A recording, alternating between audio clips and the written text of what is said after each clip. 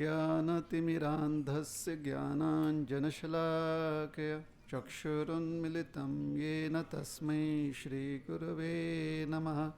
श्रीचैतन्यमनोभीष्टं स्थापितं येन भूतले स्वयं रूपकदा मह्यं ददाति स्वपदान्तिकं। नमो विष्णुपादाय कृष्णप्रेष्ठाय भूतले श्रीमते भक्तिवेदान्तस्वामिनिति नामिने। नमस्ते सारस्वती देवे गौरवाणी प्रचारिणे निर्विशेषशून्यवादी पाश्चात्यदेशतारिणे। वाञ्छाकल्पतरुभ्यश्च कृपासिन्धुभ्यैव च पतितानां पावनेभ्यो वैष्णवेभ्यो नमो नमः। जय श्री कृष्ण चैतन्य प्रभु नित्यानंद श्री अद्वैत गदाधर श्रीवासादि गौर भक्तवृंद। हरे कृष्णा कृष्ण कृष्ण हरे हरे, हरे राम राम राम हरे हरे।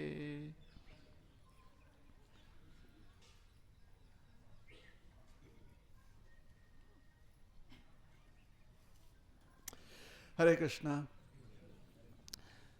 तो हमने श्रवण किया कि किस प्रकार से त्रेता युग में, पहले सतयुग में भगवान जो हैं ब्रह्मलोक में प्रकट हुए, उसके त्रेता युग में भगवान श्री रंगनाथ स्वामी यहाँ श्रीरंग क्षेत्र श्रीरंगम में पधारे। फिर धीरे धीरे जैसे समय काल बीता, किसी कारण से यहाँ पर ये पूरा क्षेत्र वीरान हो गया और मंदिर पूरी तरह से लोक दृष्टि से लुप्त हो चुका था।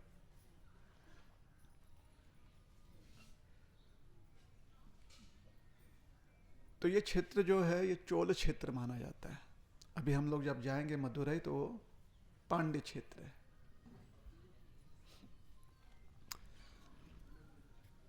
तो कलयुग में चोलराज जो यहाँ के महाराज थे इस साम्राज्य के, वो एक बार अकेले किसी कारण से कावेरी नदी को पार करके यहाँ पर आ गए और विश्राम कर रहे थे। कहा जाता है कि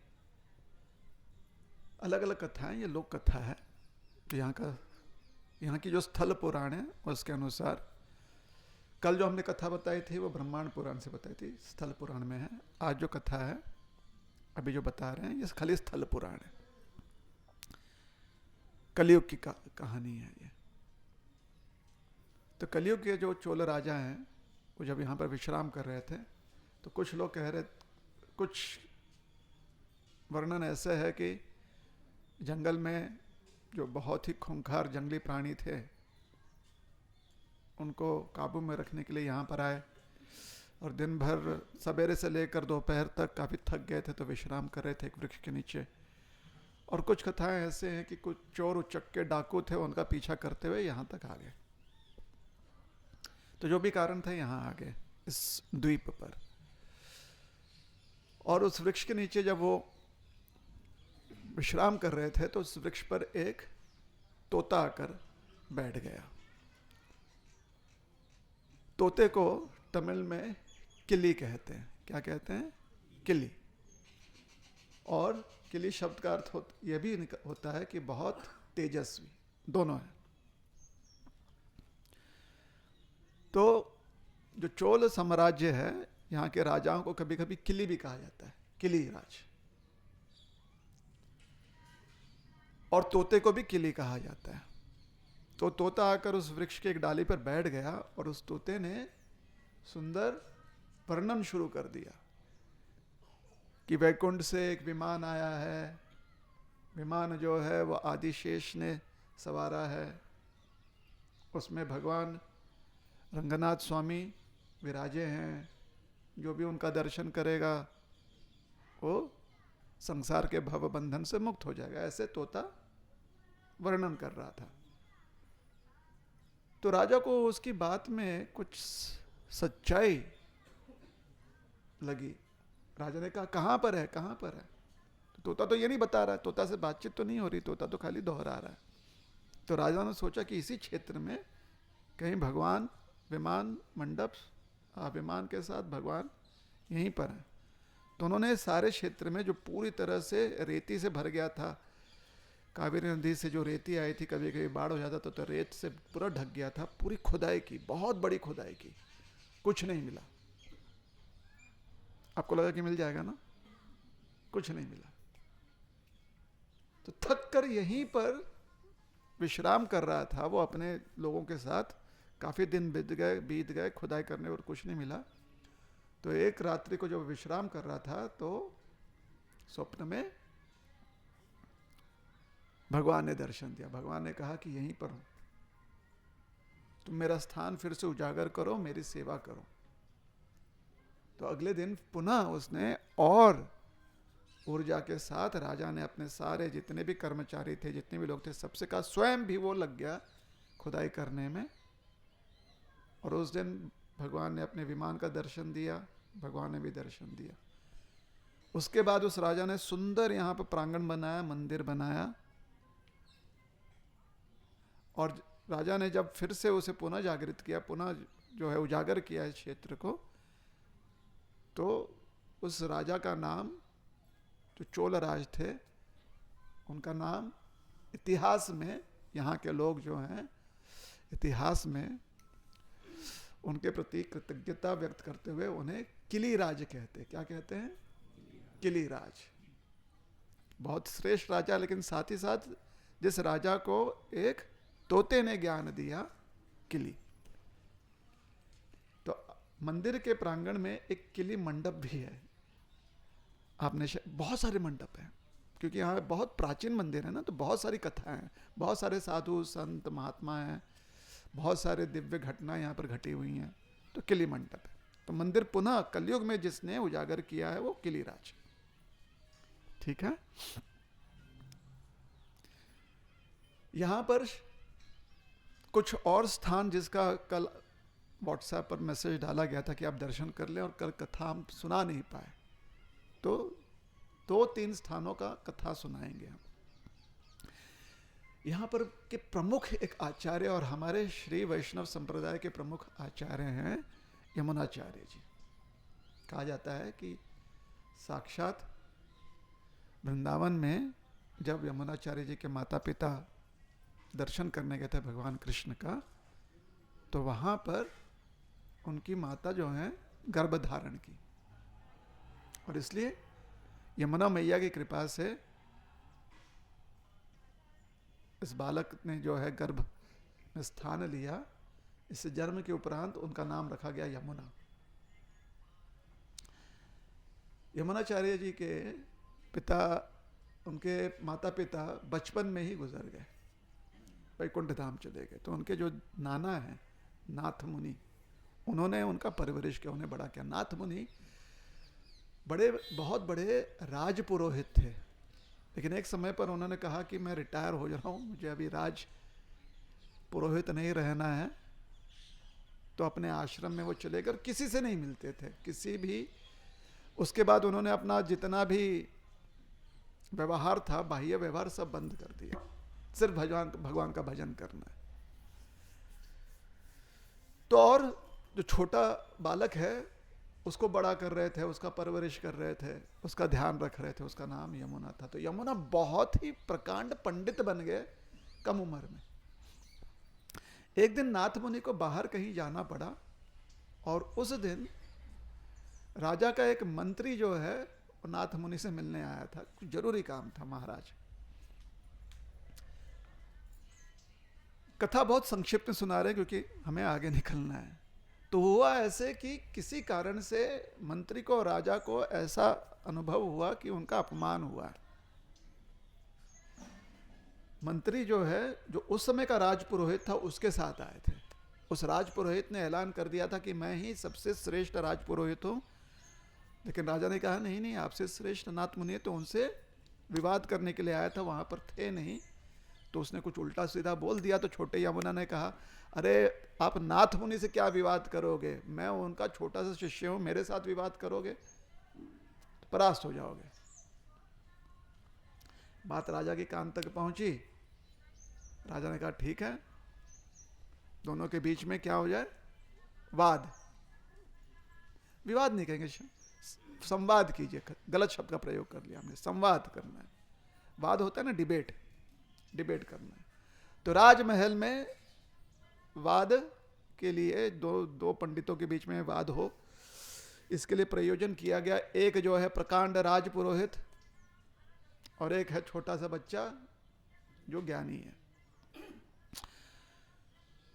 जो भी प्रश्न राजपुरोहित पूछे उसका उत्तर दे। तो राजपुरोहित ने कहा ठीक है, अब तुम प्रश्न पूछो, मैं उत्तर दूंगा। तो खाली 3 प्रश्न पूछा, 3 प्रश्न, सारे 3 प्रश्न मैं नहीं बताऊंगा, लेकिन एक प्रश्न उसमें से ये था, 2 प्रश्न बता देते हैं। अच्छा, तीनों ही बता देते हैं, चलिए छोड़िए। पहला प्रश्न, छोटे बालक ने कहा कि मैं प्रश्न पूछूंगा, उस प्रश्न का उत्तर आपको नहीं देना है, मेरे प्रश्न को आपने काटना है। लेकिन अगर आप मेरे प्रश्न को काट नहीं पाओगे, उसको नहीं उत्तर नहीं दे पाओगे कि ऐसा नहीं है, तो आप परास्त हो जाओगे। ठीक है। पहला प्रश्न, हमारा राजा बड़ा ही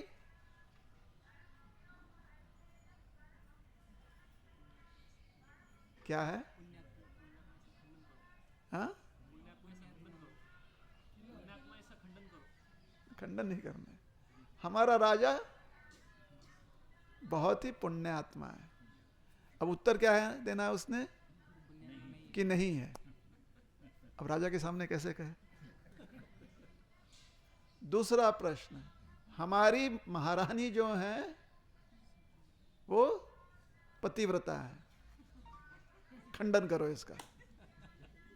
खंडन नहीं कर पाओगे तो परास्त हो गए। तीसरा, हमारे जो राजपुरोहित हैं उनकी माता बांझ नहीं है, खंडन करो इसका, काटो इसको। बांझ समझ में आ गया, मतलब संतान नहीं है। तीनों प्रश्नों में चुप रह गया राजपुरोहित। राजा बोला, अरे बाप रे, ये क्या प्रश्न पूछा। रानी बोला, बिल्कुल सही प्रश्न पूछा। रानी को बहुत बड़ा प्रेम आ गया बालक पे। खंडन करो, नहीं खंडन कर पाए। राजा ने कहा ठीक है, वाद समाप्त हुआ और राजपुरोहित हार गए, यमुनाचार्य जीत गए। राजपुरोहित ने कहा ऐसे कैसे, ये गलत बात है, इसने खंडन करके समझाना चाहिए कैसे ये सही है। तो यमुनाचार्य ने, छोटा बालक है, उसने कहा बिल्कुल मैं खंडन कर देता हूं। पहली बात क्या थी कि राजा पुण्य आत्मा है, इसका खंडन बड़े आसानी से कर सकते हैं। शास्त्र कहते हैं कि राजा जो है अपने सारी प्रजा का 1/6 पाप राजा ग्रहण करता है। तो पापी तो हो गया ना राजा, प्रजा तो पापी है, पाप करती है तो राजा पापी हो गया। दूसरी बात, हमारी महारानी पतिव्रता है, इसका खंडन करना है। तो सनातन धर्म के अनुसार, हिंदू विवाह पद्धति के अनुसार, जब एक कन्या का विवाह होता है तो सबसे पहले उसका विवाह देवताओं के साथ होता है। पहले देवताओं को वो कन्या प्रदान की जाती ताकि देवता जो हैं उसको आशीर्वाद दे। तो विवाह क्या है, विवाह सिर्फ 2 व्यक्तियों का संग आना नहीं है, विवाह संस्कार है। इसको विवाह संस्कार बोलते हैं, सिर्फ शादी, मैरिज नहीं बोलते, ये संस्कार होता है। तो जहां पर भी संस्कार होता है वहां पर देवताओं का आपके जीवन में कुछ ना कुछ योगदान होता है, संस्कार उसे कहते हैं। तो देवता, पहले कन्या को देवताओं को समर्पित किया जाता है, क्योंकि कन्या को समर्पित कर दिया देवताओं को तो कन्या अब उनकी हो गई, वो उनके स्वामी है। तो मान्यता यह है कि अगर कोई कन्या का स्वामी हो जाता है तो कन्या अब उनकी अर्धांगिनी है, मान्यता है। लेकिन देवता कहते नहीं, हमें ये अर्धांगिनी के रूप में नहीं चाहिए, हमारी अपनी अर्धांगिनी है, हम इस वर को ये प्रदान करते हैं, दे देते है ना। तो देखा जाए उस दृष्टिकोण से तो एक से अधिक पति है ना, एक से अधिक स्वामी है, तो पतिव्रता कैसे कहें? एक से अधिक स्वामी है। सब ताली ताली बजा रहे हैं। राजपुरोहित ने कहा तीसरा तीसरा तीसरा बताओ, खंडन करके बताओ। मैं यहां पर मेरे माँ की माता के संतान के रूप में हूं, तो मेरी माँ, तुमने कहा मेरी माँ बांझ नहीं है, तो सिद्ध करो कैसे बांझ। मनुशास्त्र के अनुसार अगर एक स्त्री का सिर्फ एक ही संतान हो तो उसे बांझ ही माना जाता है। खत्म। राजा ने कहा वाह वाह वाह वाह वाह, यमुनाचार्य जीत गए जीत गए जीत गए।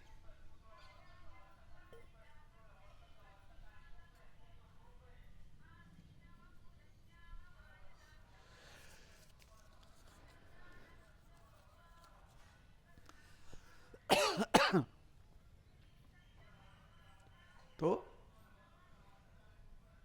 यमुनाचार्य जी को रानी ने कहा आल बंदर, ये हमारा विजयी पंडित है, दिग्विजयी। रानी का बड़ा प्रेम आ गया। रानी ने कहा इन पंडित को यहीं पर रखो।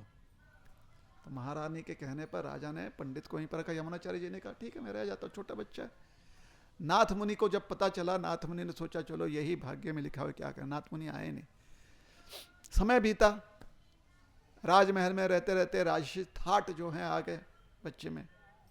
युवावस्था, कुमार अवस्था, युवा अवस्था आ गई। राजा और रानी के कोई संतान नहीं थी, उन्होंने उन्हें दत्तक ले लिया। राजा का जब समय आ गया, राजा ने कहा कि अब ये मेरा राजा, ये उत्तराधिकारी है। तो आश्रम से निकलकर महल, और अब राजा बन गए। नाथ मुनि ये सब देख रहे थे, वृद्ध हो चुके थे। समय आ गया था कि नाथ मुनि वैकुंठ गमन करें। उस समय उन्होंने अपने एक शिष्य से कहा कि ये जो मेरा नाती है, इसके भाग्य में बहुत कुछ लिखा हुआ है, लेकिन अभी ये भूल गया है। मैं आपसे बस एक आपसे इच्छा व्यक्त करता हूं कि आप मेरे इस बच्चे को वापस धर्म पथ पर लेकर आओ, कृष्ण भक्ति में लेकर आओ। तो उन्होंने बात, और इतना कहकर वैकुंठ गमन उनका हो गया, नाथ मुनि का। नाथ मुनि इसी क्षेत्र में रहते थे। यमुनाचार्य भी बाद में आके इसी क्षेत्र में।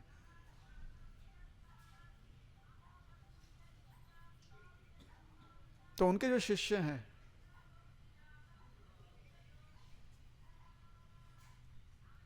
उन्होंने एक बावर्ची का वेश धारण किया और रोज जाकर राजमहल में एक विशेष प्रकार की साख, जो कहीं नहीं मिलता, जंगल में कहीं, बहुत विशेष, बहुत स्वादिष्ट सब्जी, साग है ना, साग, वो लाकर देते। तुड़ुवले यहाँ पर कहते हैं, तुड़ुवले बहुत विशेष है, बहुत स्वादिष्ट है, बहुत ही पौष्टिक। और जाकर जो राजमहल का किचन है उसमें जाकर देते और कहते कि यह बनाइए। रोज सवेरे जाकर देते, दोपहर में राजा को मिलता। राजा को आदत पड़ गई थी अब कि रोज वो खाना है। कई महीने बीत गए, रोज लाकर देते थे, खाते थे, राजा खाते थे। उनके किचन से बनकर आता था, राजा को परोसा जाता था, राजा खाते थे। यमुनाचार्य जी एक दिन वो आए नहीं। राजा के भोजन में वो शाक नहीं था। राजा बिल्कुल उतावला हो गया, कहां है मेरी शाक? बोले महाराज वो जो लेकर आते थे वो आए नहीं। कौन लेकर आता था? बुलाओ उसको। तो उनको बुलाया गया। जब उनको बुलाया गया तो उन्होंने बताया कि देखिए राजा, मैं नाथ मुनि का शिष्य हूं, वो आपके नाना है, उन्होंने आपके लिए बहुत बड़ा धन रखा हुआ है। अब राजा को उस समय धन की बहुत जरूरत थी। राजा ने कहा अरे अरे, मेरे नाना ने मेरे लिए बहुत बड़ा धन रखा हुआ है,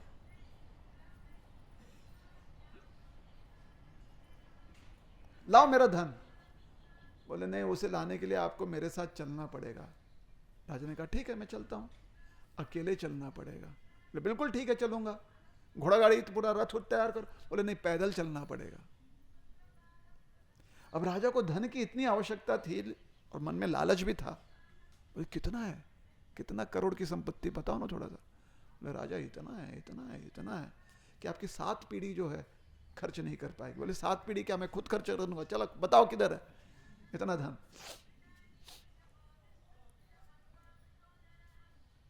पैदल चलने के लिए तैयार। जब कब चलना, अभी चलो। बोले नहीं नहीं, आज रात, आज विश्राम कर लो, कल प्रातः हम लोग निकलेंगे। तो रात भर राजा सो नहीं पाए, कब निकलो कब निकलो, बार बार देखता, 12 बज गए, 1 बज गए, घड़ी तो था नहीं उस समय, लेकिन ऐसे प्रहर बीत रहे हैं। जैसे ही सूर्योदय हुआ, राजा एकदम तैयार, एकदम अपना पूरा राजसी ठाट में तैयार, मैं राजा जा रहा हूं, पैदल जाऊंगा। तो महात्मा जी ने उन्हें देखा, बोला नहीं नहीं नहीं, ऐसे आप चल नहीं सकते, आपको यह सब त्यागना होगा। सादा, जैसे इस्कॉन यात्रा में लोग पहनते हैं ना, ऐसे सादा वस्त्र धारण कीजिए। तो बिल्कुल एकदम सरल वस्त्र धारण करके दोनों निकले। कितने दिन चलना पड़ेगा, ज्यादा नहीं, ज्यादा नहीं, कुछ ही दिनों को चलना पड़ेगा। तो चलते चलते गए, खाने पीने के कुछ सामान साथ में लिए थे, पहले दिन बैठे, खा पी लिए। तो उन्होंने कहा देखो, यहां पर जब बैठ ही गए हैं तो मैं आपको कुछ सुनाता हूं। क्या सुनाओगे? बोले भगवत गीता का पहला अध्याय सुनाता हूं। तो गीता का पहला अध्याय सुनाने लगे। फिर दोपहर हो गया, मतलब संध्या का समय आ रहा था। उन्होंने कहा यहीं पर विश्राम करते हैं, कल चलेंगे। तो ठीक है। दूसरे दिन शुरू किया, अभी भी राजा बहुत ही उतावले हैं, चलो जल्दी करो जल्दी करो। दोपहर का समय आया, कुछ भोजन बचा हुआ था, वो खाकर खत्म हो गया। मैंने कहा जब यहाँ पर बैठे ही हैं तो कुछ सुनाता हूँ। तो क्या सुनाएंगे? बोले गीता का दूसरा अध्याय सुनाते हैं। भगवद गीता का दूसरा अध्याय सुनाया। ऐसे करते करते करते करते 3 दिन हो गए, 4 दिन हो गए, भोजन भी समाप्त। तो उन्होंने कहा अब खाने के लिए कुछ नहीं है, भिक्षा मांगनी पड़ेगी, चलो भिक्षा मांगते हैं। अब क्या करें, है ना, करता ना मरता आदमी। भिक्षा मांगना शुरू किया, भिक्षा मांग के लेकर आए, भोजन कर। आप लोग कभी करेंगे ऐसा? नहीं ना, तो धन फिर कैसे मिलेगा? भिक्षा मांगना शुरू किया, 5वें दिन, 6वें दिन, 7वें दिन, और रोज बैठकर भगवद गीता का एक अध्याय। ऐसे 11 दिन बीत गए, 11 अध्याय। 12वें दिन 12वां अध्याय जब शुरू किया, और जहां पर भगवान 12वें अध्याय में कहते हैं कि मेरा भक्त मुझे कितना प्रिय है, मैं, वो मेरे लिए सब कुछ त्याग कर मेरे पास आता है, अपना मन मुझ में लगाता है, अपनी बुद्धि पूरी तरह से मुझे समर्पित करता है। ये राजा एकदम पागल हो गया, बोला अरे बाप रे, मैंने अपना सारा जीवन व्यर्थ गवा दिया, मुझे कोई धन नहीं चाहिए, मैं बस यहीं पर रहकर भजन करता हूं, बस यहीं पर मुझे भजन करना है, सेवा करना है। उन्होंने कहा लेकिन राजा आपका साम्राज्य, वो साम्राज्य कोई और संभाल लेगा, मुझे कुछ नहीं चाहिए। तो उन्होंने कहा नहीं नहीं, आपके नाना जी आपको धन देना चाहते हो, मेरा कर्तव्य है कि आपको वहां तक लेकर जाऊं। आपको पता है आपके नाना जी ने यह धन कहां पे रखा हुआ है? सबके नजरों से यह धन बचाकर उन्होंने नदी के 2 भाग के बीच एक टापू पर रखा हुआ है, और उस धन को संभाल के रखा है 7 दीवालों से। अब यमुनाचार्य को कोई रुचि नहीं है, लेकिन फिर भी क्योंकि बोल रहे थे कि चलना है, नाना जी ने रखा है, क्या है, नदी पार किया, टापू पर आए, 7 दीवार पार किया, फिर कहा कि अब आपका धन, जो नाना जी आपको धन देना चाहते थे, वो है। और दरवाजा जब खोला तो रंगनाथ जी का दर्शन किया, और जैसे ही रंगनाथ जी का दर्शन किया, यमुनाचार्य जी पूरी तरह से उनके ऊपर फिदा हो गए, और आजीवन यहीं पर रहे, और यहीं पर उन्होंने समाधि ग्रहण किया।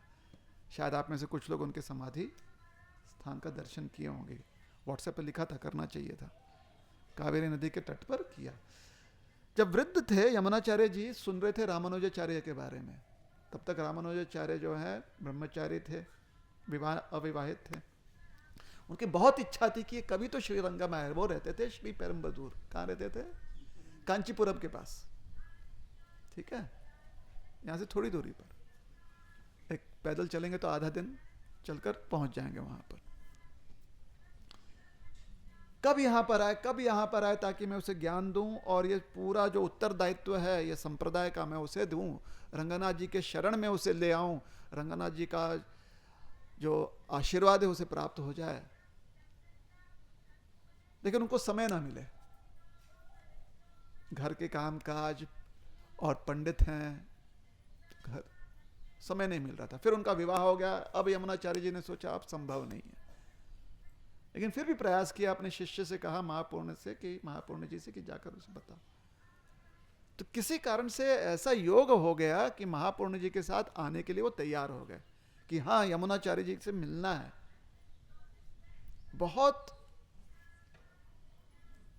बहुत उतावले हो गए मिलने के लिए।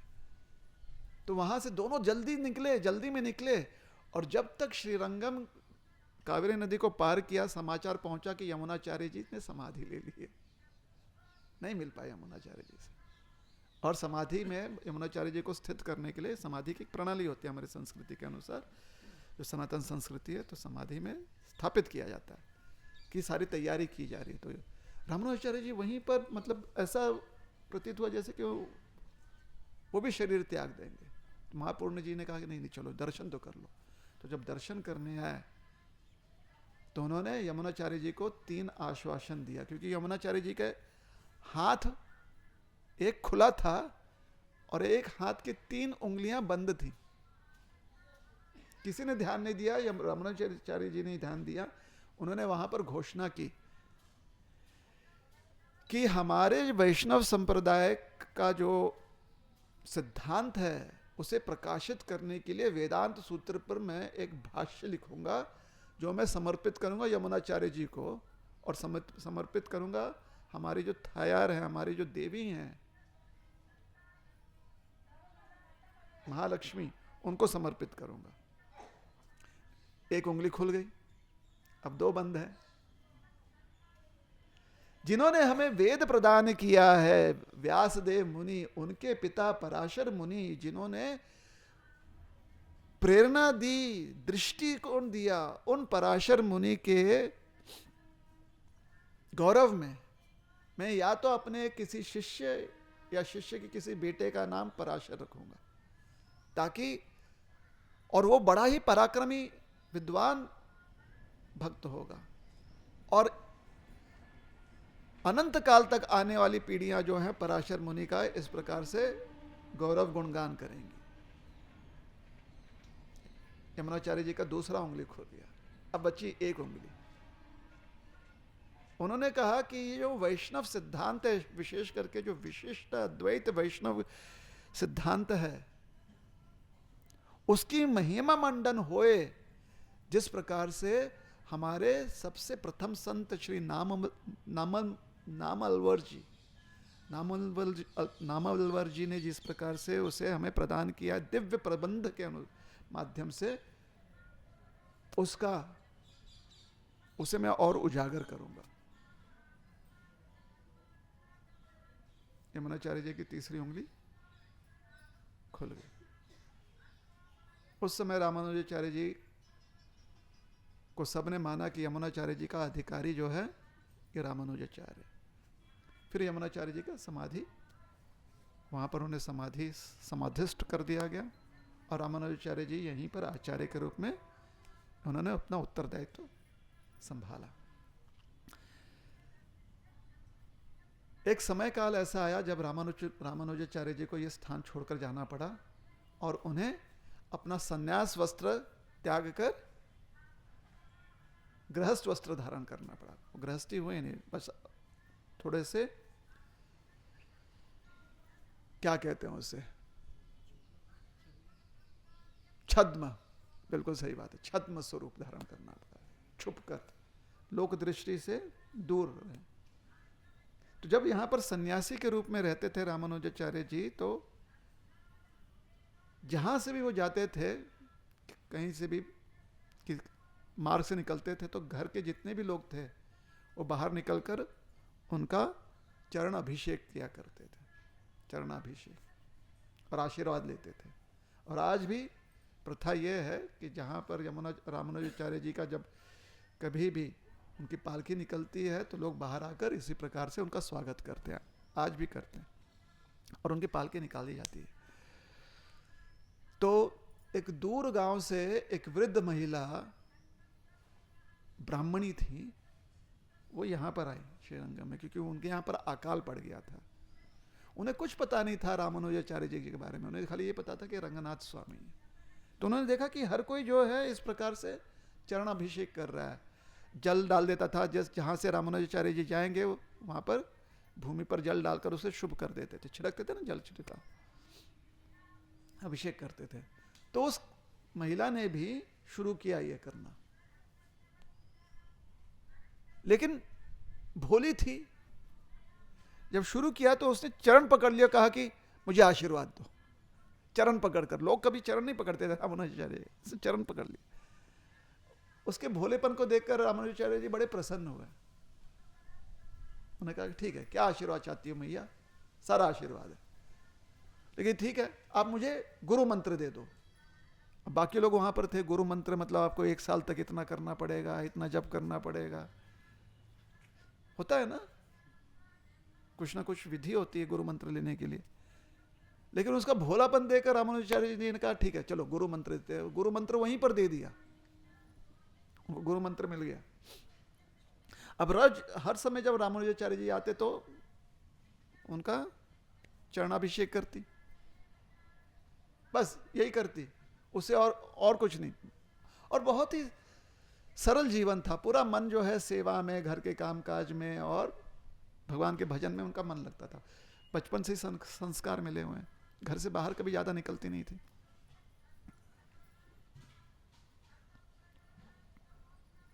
कुछ दिनों के बाद जब रामानुजाचार्य जी, आज कुछ जीप अटक रहा है मेरा, रामानुजाचार्य जी आ रहे, जल्दी जल्दी कर रहे हैं ना, जल्दबाजी में, तो कुछ समय धीरे कर लेते। कुछ समय बाद जब रामानुजाचार्य जी फिर से वापस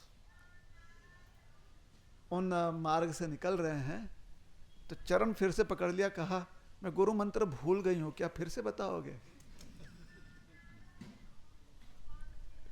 तो रामानुजाचार्य जी ने फिर से गुरु मंत्र वही दिया। बोले कोई बात नहीं भैया, लोग सारे चकित रह गए, चल के आ रहा है। फिर एक दिन उनके गांव से कोई आया और कहा कि सब गांव में सब खुशहाल है, अकाल कब का समाप्त हो गया, अब तो खुशहाली खुशहाली है। उन्होंने कहा अच्छा मुझे मेरे घर वापस जाना है, लेकिन जाने के पहले एक बार गुरु महाराज से आज्ञा ले लूं। तो उस दिन जब रामानुजाचार्य जी आए तो उन्होंने रामानुजाचार्य जी से कहा कि मैं जा रही हूं, मुझे गुरु मंत्र याद नहीं रहता, लेकिन आपके चरणों के अलावा मैं कुछ और जानती नहीं हूं, मुझे पता है कि आपके चरण ही सब कुछ हैं, मैं आपके चरणों के सेवक हूं, क्या अपनी पादुका आप मुझे दे दोगे? मैं लेकर जाती हूं। रामानुजाचार्य जी ने अपनी पादुका दे दी। कई वर्ष बीत गए, समय यह आया कि अब रामानुजाचार्य जी गुप्त रूप में, छद्म वेश में छुपते हुए कहीं कहीं ऐसे कई गांवों में छुपते हुए निकल रहे हैं, बच रहे हैं अपने कुछ शिष्यों के साथ। और सब जो हैं कोई भी सन्यासी वेश में नहीं है, क्योंकि यहाँ का जो राजा था चोलराज कुलोत्तुंग, बड़ा ही ईर्ष्यालु राजा था। वो चाहता था कि जितने भी सन्यासी हैं, और रामानुजाचार्य जी ने कम से कम 300 सन्यासियों को दीक्षा दी थी, 12,000 ब्रह्मचारियों को दीक्षा दी थी, और लाख से कहीं अधिक गृहस्थों को दीक्षा दी थी। इतना बड़ा उनका साम्राज्य था, सोचिए। और हम लोग दीक्षा लेने से कितने कतराते हैं, और लेते भी हैं तो उसके बाद क्या चेहरा दिखाएंगे गुरु जी को पता नहीं। तो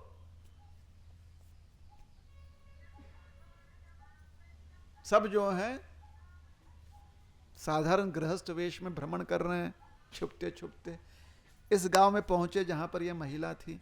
अब प्रथा ये थी कि ये सब जो हैं खान पान में बहुत ही ध्यान देते थे, तो जिस भी गांव में जाते थे वो कहते थे कि नहीं नहीं, और राजा ने कहा था कि कोई भी रामानुजाचार्य से संबंधित व्यक्ति होगा उसको तुरंत दबोच लो और उसको प्रताड़ित करो, ताकि बताए वो कि रामानुजाचार्य कहां पर हैं। प्रताड़ित करो, टॉर्चर। तो कोई बताता नहीं था कि वो रामानुजाचार्य से संबंधित। वो कहते थे नहीं, हम जो है ये खाते नहीं, कांदा लहसुन खाते नहीं, चाय कॉफी पीते नहीं, मांसाहार करते नहीं, हम जो है। लेकिन रामानुजाचार्य जी के कितने शिष्य बताए हमने? लाख के ऊपर। सब गांव में तो कोई ना कोई मिल जाता जो कहता कि ठीक है, यहां पर आपको वैसा शुद्ध वैष्णव भोजन मिलेगा। तो जब इस गांव में पहुंचे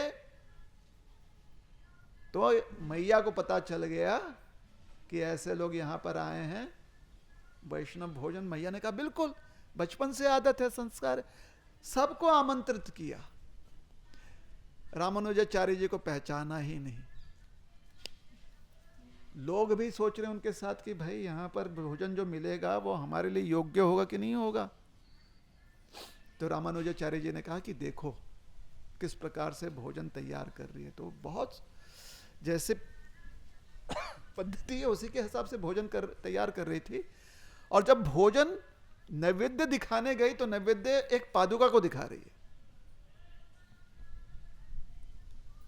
अब रामानुजाचार्य तो समझ गए कौन है ये, लेकिन बाकी उनके साथ जो शिष्य थे वो नहीं समझ पाए। उन्होंने कहा कि गुरुजी वो चप्पलों को नैवेद्य दिखा रही हैं। तो रामानुजाचार्य जी ने सबके सामने उनसे पूछा कि आप नैवेद्य जो है इन पादुकाओं को क्यों लगा रही हैं? उन्होंने कहा क्योंकि मेरे गुरु की पादुका है और भगवान को मैं नहीं जानती, लेकिन मुझे पूरा विश्वास है कि गुरु सेवा करूंगी तो एक दिन मुझे भगवान को समझने की दृष्टिकोण प्राप्त हो जाएगी, इसलिए मैं इन पादुकाओं को खोला है। अब कल से आप ऐसा करना शुरू मत कीजिएगा, भगवान को ही नैवेद्य दिखाइए। अपने आप को इतना भोला बनाने की भी कोशिश मत कीजिए, संभव नहीं है। ये भोली है, बहुत भोली है, सरल स्वभाव। हमारा नहीं है इतना सरल स्वभाव, इसलिए शॉर्टकट मत लीजिए। अच्छे से भगवान को पूरा भोग लगाना है, शॉर्टकट बिल्कुल नहीं। कोई नहीं करेगा ना ऐसा। हमारी प्रणाली है गुरु आज्ञा के अनुसार जैसे हमें सिखाया गया वैसे करना है। तो हमें ठीक से भगवान के ही चित्र को नैवेद्य लगाना है, दिखाना है, भोग लगाना है। गुरु के चरणों को या गुरु के चित्र को नहीं। गुरुदेव को अर्पण कीजिए, गुरुदेव भगवान को अर्पण करेंगे। चित्र रखिए, फोटो रखिए गुरुदेव, लेकिन भगवान का चित्र हटाकर गुरु को नहीं। जहां पर आपको कुछ नहीं मिल रहा वहां पर गुरु का स्मरण करके आप कर सकते, क्योंकि ये योग्य। जहां पर नहीं है, आपके पास कोई चित्र नहीं है, तो मन में गुरु का चित्र, गुरुदेव को स्मरण कीजिए, अर्पण कीजिए। लेकिन उसे नियम मत बनाइए, क्योंकि ये पद्धति नहीं है। वैष्णव परंपरा में ये पद्धति नहीं है। वैष्णव परंपरा में हम श्रीमन भगवान को भोग लगाते हैं। पूछा गया तो इन्होंने बताया। अब लोग सब चकित, गुरु महाराज, अब उनकी आंखों में से आंसू, कब हम ऐसा कर पाए। कितनी श्रद्धा है गुरु महाराज में। लेकिन उन्होंने कहा माते और क्या क्या, और ये खुलकर बोल रही हैं कि मैं रामानुजाचार्य जी की शिष्या हूं। पता है प्रताड़ित की जाओगी तो क्या होगा? प्रताड़ित ही की जाओगे, शरीर प्रताड़ित होगा, मन को कौन प्रताड़ना दे सकता है? हमारा मन शरीर दोनों ही प्रताड़ित रहता है ना। 5-6 दिन से कितना प्रताड़ित हो रहा है। किसी भी समय उठाते हैं, कभी बोलते हैं 1 बजे की जगह 4 बजे कभी प्रसाद मिलता है। और फिर प्रवचन में कहा जाता है तपस्या करनी चाहिए। मतलब इतना बेवकूफ बनाया जा रहा हम सबको, और हम बन भी रहे और पीड़ित भी हैं, है कि नहीं? और फिर बीच बीच में कहा जा रहा है कि सो मत प्रवचन में, तो कब सोएं फिर बताइए? साक्षात पुरातन काल से अधिकार मिला कि प्रवचन में निश्चित सोना चाहिए। रामानुजाचार्य जी की मैं शिष्या हूं। तो रामानुजाचार्य जी ने कहा कि अगर आपके गुरुदेव यहां पर आ जाएं तो आप कैसे पहचानोगे? बोले बिल्कुल पहचान लूंगी। अच्छा, हम में से कोई आपका गुरुदेव हो सकता है क्या? हो सकता है, लेकिन मैं पहचान लूं। तो अभी तक कैसे पहचानोगी आप? हम में से कौन है आपके गुरुदेव? बोले खड़े हो जाओ। सब खड़े हो गए और ठीक रामानुजाचार्य जी के चरण पकड़ के कहा, ये मेरे गुरु के चरण है। फिर आप मेरे गुरु तो नहीं हो, आप रामानुजाचार्य हो क्या? मुस्कुराने लगे भगवान। चरणों से पहचाना, क्योंकि चरण सेवा ऐसे करती थी कि चरणों पर पूरा ध्यान था। हमारे तरह नहीं कि जब भोग लगाते हैं तो हमारा भोग पर ध्यान रहता है, भगवान पर नहीं कि कब बाहर निकलेगा, कब प्रसाद देंगे हम। चरण सेवा। आज भी रामानुजाचार्य जी की वो पादुकाएं मंदिर के प्रखर में उनके वंशज एक घर में रहते हैं और वहां पर रखा गया। इसका दर्शन शायद हमने लिखा नहीं था व्हाट्सएप पर, तो खाली श्रवण करके दर्शन कर लीजिए, ठीक है? अगले बार कभी आएंगे तो दर्शन कर लीजिएगा। हमने कहा ना, इतनी सारी कहानियां कि रुका नहीं जाता, बताना चाहते हैं, इतने सुंदर सुंदर कथाएं। फिर आपने रामानुजाचार्य जी का जो उन्होंने समाधि ग्रहण किया है, शरीर है, उसका भी दर्शन कर लिया। वो जाते समय उन्होंने कुछ बहुत सुंदर सुंदर उपदेश किए थे। उन्होंने कहा कि सिर्फ भगवान के ही आश्रय हमने लेना चाहिए और किसी का नहीं। सबकी सेवा करनी चाहिए और विशेष करके संगति खाली वैष्णवों की करनी चाहिए और किसी की नहीं। संगति में रहते हुए हमेशा एक दूसरे को प्रोत्साहित करना चाहिए। दोष दर्शन बिल्कुल नहीं करना चाहिए। दोष दर्शन करना इससे महापातक और इसके जितना भयानक अपराध कोई और नहीं हो सकता। मिलजुल कर रहिए, नाम स्मरण करते रहना चाहिए हमेशा और सेवा हमेशा करती रहनी चाहिए। ऐसे कुछ उपदेश दिया उन्होंने और समाधिष्ट हो गए।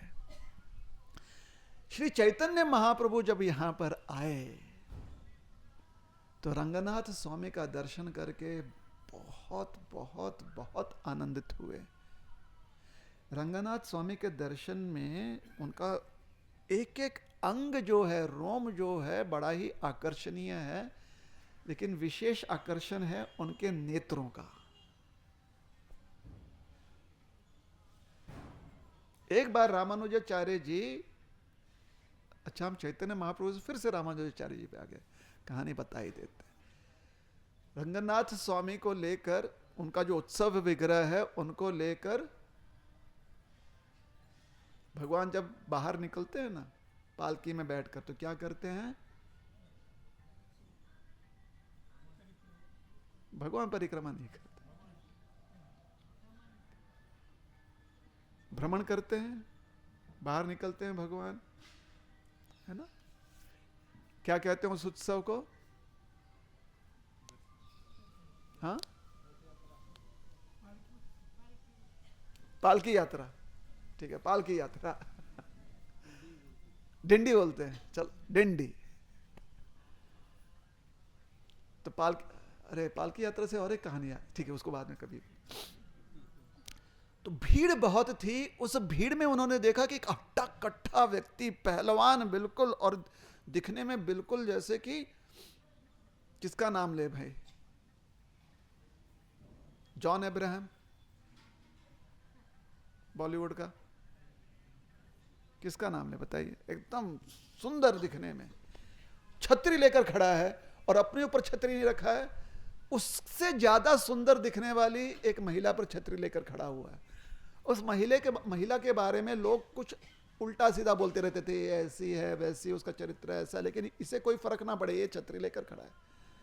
रामानुजाचार्य जी ने सोचा कि यह व्यक्ति भीड़ में जिस महिला के बारे में लोग ऐसे ही चर्चा करते रहते हैं, बिना किसी लोक लज्जा के छतरी लेकर खड़ा है, क्यों खड़ा है भाई? बस रामानुजाचार्य जी को जिज्ञासा हो गई। उन्होंने अपने शिष्य से कहा जाओ इसको मेरे पास लेकर आओ। उसे लाया गया, पूछा गया क्या नाम है आपका? उन्होंने कहा मेरा नाम है धनुर्दास। बोले क्या बात है, सारी लोक लज्जा त्याग कर आप यहाँ पर ऐसे खड़े हो, क्या बात? क्या करूँ, इतनी सुंदर है, बहुत सुंदर है, मेरा मन कहीं और लगता ही नहीं, मुझे हमेशा लगता है कि इस सुंदरता को देखते रहूं मैं। रामानुजाचार्य जी ने कहा क्या चीज सुंदर है बताओ?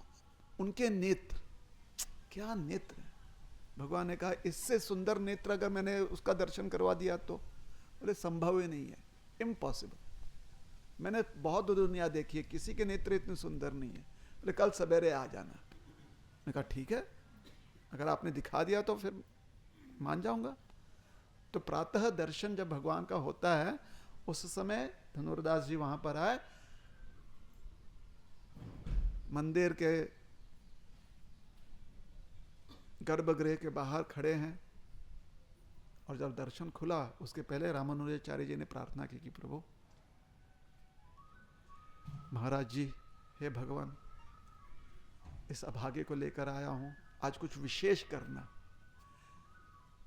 जैसे ही दर्शन खुले रामानुजाचार्य जी ने कहा देखो ऐसे भगवान लेटे हुए हैं, तुम्हारा ध्यान सिर्फ उनके नेत्र पर होना चाहिए, बिल्कुल और कुछ मैं देखूंगा नहीं, खाली नेत्र देखूंगा।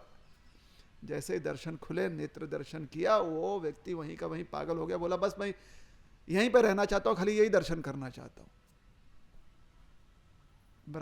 रामानुजाचार्य जी ने कहा कि नहीं नहीं, सेवा करो, लेकिन अब थोड़ा कुछ जो भी साधना है, जैसे जीवन शैली होनी चाहिए, उसके अनुसार अपनी जीवन शैली जो है उसके अनुसार बनाओ। तो उनके शिष्य हो गए। तो जो महिला थी, जब उन्होंने परिवर्तन देखा, वो भी रामानुजाचार्य जी की शिष्या हो गई। रामानुजाचार्य जी ने कहा कि आप दोनों विवाहित जीवन स्वीकार लो। तो दोनों ने विवाह कर लिया। बड़े प्रिय हो गए धनुर्दास। कहा जाता है कि धनुर्दास जो हैं वो अलग जाति के थे, लेकिन रामानुजाचार्य जी जब गंगा स्नान करने जाते थे, कावेरी स्नान करने जाते थे, तो अपने एक शिष्य का हाथ पकड़, वृद्ध हो गए थे ना, शिष्य का हाथ पकड़ कर जाते थे, जो उनके ही परिवार का था, इसलिए ब्राह्मण परिवार का था। शिष्य का हाथ पकड़ के जाते थे, कावेरी में स्नान करते थे, और लौटते समय धनुर्दास का हाथ पकड़ कर आते थे, क्योंकि मल्ल था, वो मल्लाह था। मल्ल सबको जानते हैं, कोल्हापुर के मल्ल पहलवान। तो अलग जाति होती है। स्नान करने के बाद उनका स्पर्श करते हुए आते थे, ये दिखाने के लिए कि जितना पवित्र कावेरी मैया है उतना ही पवित्र एक वैष्णव होता है। तो कुछ लोगों को, रामानुजाचार्य जी के जितने कुछ शिष्य थे, उनको बड़ा ही अजीब लगा कि इसको इतना क्यों महत्व देते हैं, वो भी गृहस्थ है, अपनी पत्नी से इतना आसक्त है। आसक्त है नहीं। तो एक दिन रामानुजाचार्य जी ने क्या किया, उन्होंने इन शिष्यों को बुला कहा कि ये बड़ा आसक्त है ना? बोले बहुत आसक्त है गुरु महाराज, हम तो कब से बोलने के लिए तैयार थे, लेकिन हम डर रहे थे कैसे बोले आपके सामने। बोले लेकिन कैसे पता चले कि आसक्त है? सारी दुनिया में ये खबर कैसे फैला दे, ब्रेकिंग न्यूज, कि ये आसक्त है? क्या करे गुरु महाराज आप बताइए। रामानुजाचार्य ने कहा कि मैं उसे अपने पास बुलाता हूं, तब तक तुम लोग उसके घर में जाओ, उसका सारा धन चोरी कर लो। फिर वो जब धन चोरी हो जाएगा तो बिल्कुल बौखला जाएगा, फिर हम बताएंगे लोगों को कि देखो ये कितना माया में आसक्त है। सबने कहा बिल्कुल वेरी गुड आइडिया गुरुजी। वैसे ही हुआ, धनुर्दास को लाया गया। किसको लाया गया? अच्छा चलिए हा हा हो कर लें। हाँ, ध्यान देना, सबने ध्यान देना, ठीक है। धनुर्दास आए रामानुजाचार्य जी के पास, तब तक, और शाम को बुलाया गया। शाम को जब संध्या भोजन हो गया तब बुलाया गया, जब सोने ही वाले थे उस समय समाचार भेजा गया, धनुर्दास जी घर छोड़कर आए कि गुरुदेव ने बुलाया। तब तक जो आश्रम के रहने वाले ब्रह्मचारी हैं वो गए चोरी करने के लिए, और सबको लगा कि ये चोरी जो है क्या है, दिव्य सेवा है। क्योंकि धनुर्दास कितना आसक्त है, लोग सारे समाज में बताना है ये, इससे बड़ी सेवा कुछ और नहीं हो सकती। सब वहां पर पहुंचे, पत्नी अकेली थी। धनुर्दास जी जाते जाते कह गए थे कि तुम सो जाओ, पता नहीं कितना समय लगेगा, फिर मैं आ जाऊंगा, तुम विश्राम करो। तो सब कुछ चोरी कर रहे थे। चोरी करते करते उन्होंने सोचा कि पत्नी के शरीर पर भी तो आभूषण है, उसे भी गायब कर लेते हैं। अब जिनको श्रृंगार करने की आदत है भगवान की, उनको पता है कि उनके हाथ बड़े ही एक्सपर्ट होते हैं, कोई भी चीज कहीं से भी निकाल सकते हो या चढ़ा सकते हैं। देखा है जब पुजारी श्रृंगार करते हैं कितने एकदम दक्षता के साथ। हम लोग करने जाते तो ऐसा लगता है कि भगवान को गिरा देंगे नीचे, पुजारी ऐसे जाता है, कुछ तो करता है, हो गया। हाथ की सफाई, ऐसी हाथ की सफाई थी कि शरीर से आभूषण उतार लिए उनके पत्नी के। तब तक पत्नी ने करवट लिया, डर गए, अरे करवट ले लिया उड़ जाएगी। जितना शरीर से आभूषण उतार सकते थे उतार कर वो भागे ने। जब भागे तो एक व्यक्ति को सामने भेजा, बोला कि गुरु महाराज को बता दो कि हम लौट रहे हैं। तो गुरु महाराज ने धनुर्दास से कहा कि तुम वापस जाओ, हो गया काम। वापस लौटे, बोले ये देखिए सब कुछ लेकर आ गए। रामानुजाचार्य जी ने कहा अब देखते हैं क्या होता है। अचानक हल्ला होने लगा। धनुर्दास जी जो हैं थोड़े से ऊंची आवाज में अपनी पत्नी से कह रहे हैं, ये तुमने क्या कर दिया, तुम्हें ऐसा नहीं करना चाहिए था। रामानुजाचार्य जी ने कहा चलो चलो देखते क्या हो रहा है, क्या हो रहा है।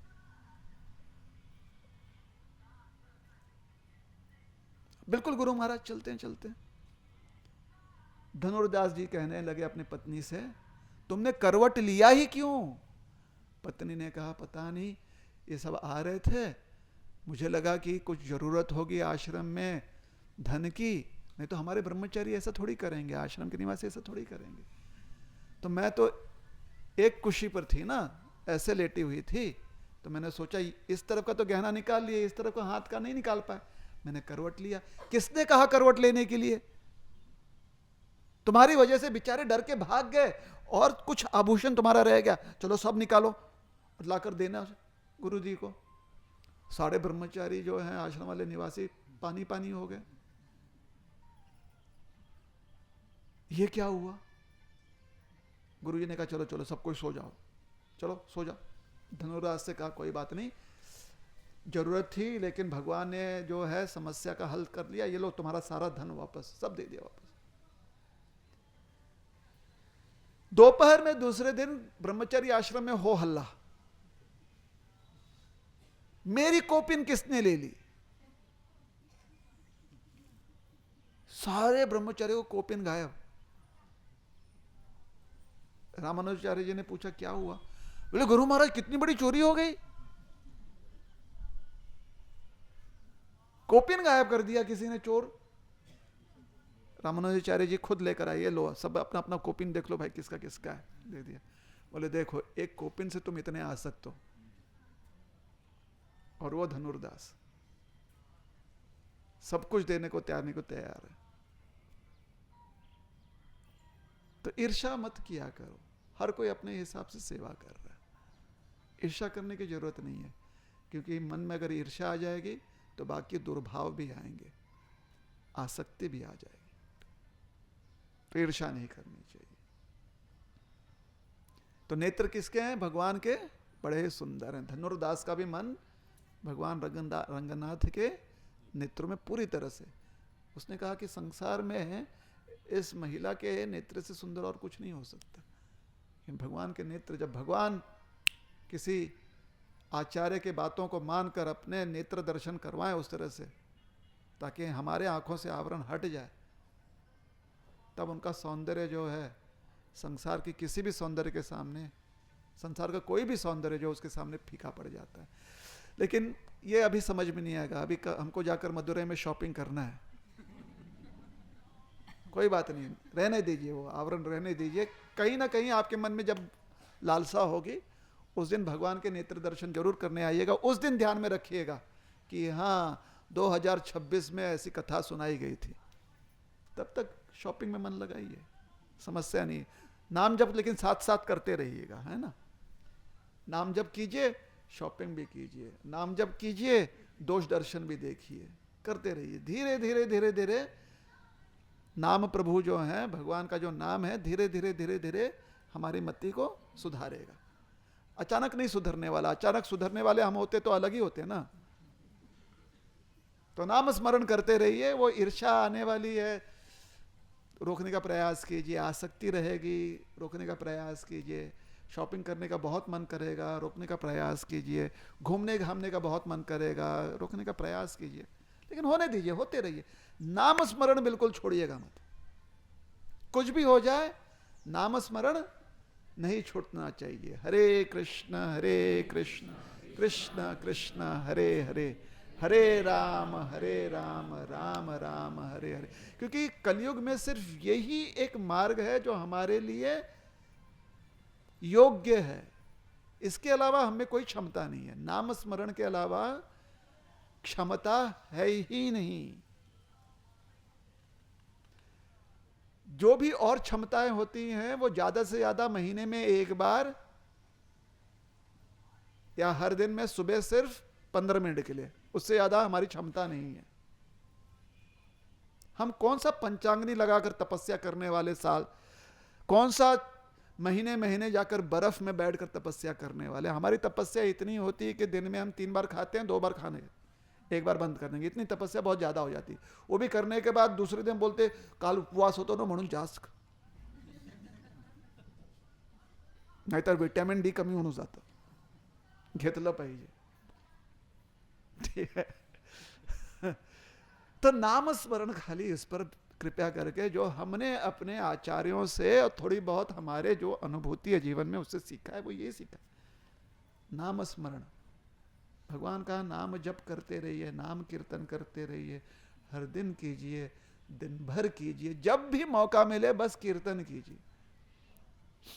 और प्रवचन में जब जब नींद आएगा तो हमें मौका दे दीजिएगा कि हम बॉलीवुड का कोई गाना गा सके। उसके अलावा नाम स्मरण पर हमेशा ध्यान रखिएगा, ठीक है।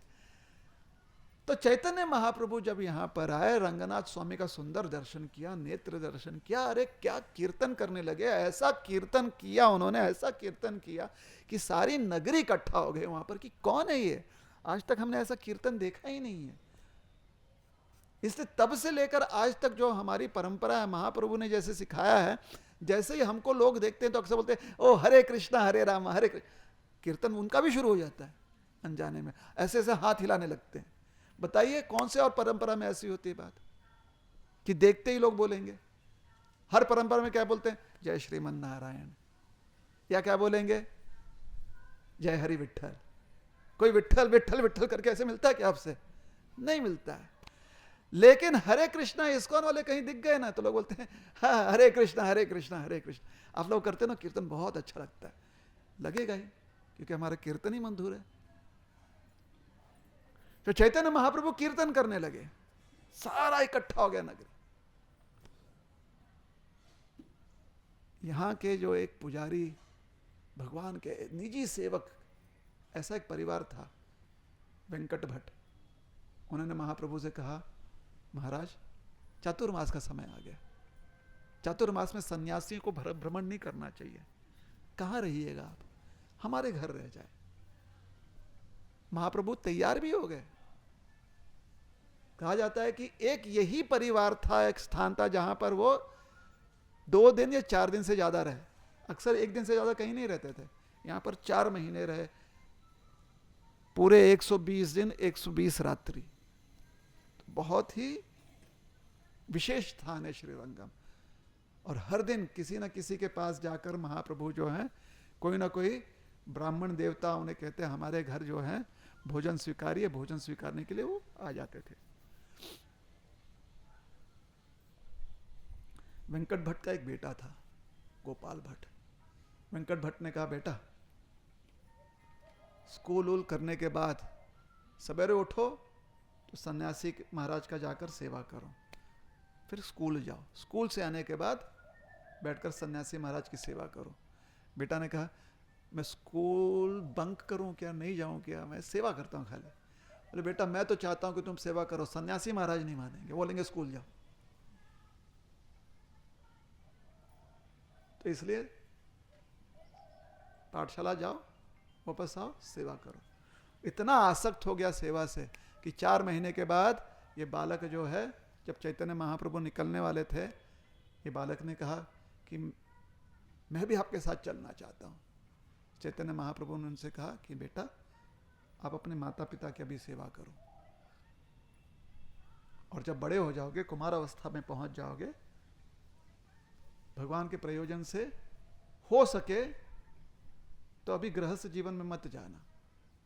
अगर भगवान का प्रयोजन हो गया, माता पिता का आशीर्वाद मिल गया, तो श्री वृंदावन धाम चले जाना। और जब कुमार अवस्था में पहुंचे, स्वयं वेंकट भट्ट ने और उनके धर्मपत्नी ने उनसे कहा बेटा जाओ तुम चैतन्य महाप्रभु की सेवा के लिए। चैतन्य महाप्रभु ने कहा है वृंदावन धाम जाने के लिए, तो उनके आगे के अनुसार वृंदावन धाम जाओ। गोपाल भट्ट ने कहा कि चैतन्य महाप्रभु ने ये भी कहा था कि आपकी सेवा करनी है, तो जब तक आपकी सेवा है सेवा करेंगे। और फिर एक साथ दोनों ने कुछ ही समय के अंतराल में, कुछ ही दिनों के अंतराल में दंपत्ति ने, पति पत्नी ने शरीर त्यागा, वैकुंठ गमन हो गए। उसके बाद जो गोपाल भट्ट निकले वृंदावन के लिए, वहां के गोपाल भट्ट गोस्वामी बन गए। जब महाप्रभु यहां पर रहते थे, कभी कभी गोपाल भट्ट गोस्वामी को, गोपाल भट्ट को इतना उनसे लगाव हो जाता था कि उनके चरणों में ही सो जाते थे, बच्चा वो। और कभी कभी जब महाप्रभु कहीं और जाते थे किसी का भोजन के लिए ग्रहण करने के लिए, तो बच्चा बिल्कुल ही तड़पने लगता कि कहाँ गए कहाँ गए।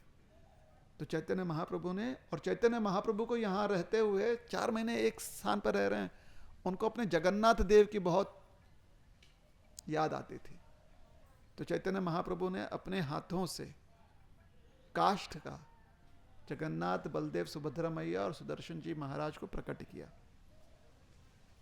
और आज भी कहा जाता है कि वो स्थान जहां पर चैतन्य महाप्रभु रहते हैं, वेंकट भट्ट का वो घर, उनके जो वंशज हैं, आज भी उस घर में चैतन्य महाप्रभु के प्रति महाप्रभु की सेवा की जाती है, उनकी आराधना की जाती है। एक वो परिवार है जहाँ पर की जाती है।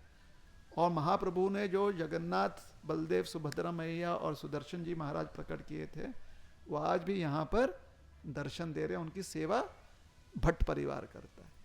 तो अगर आप वहाँ पर गए, दर्शन किए, तो बहुत अच्छी बात है।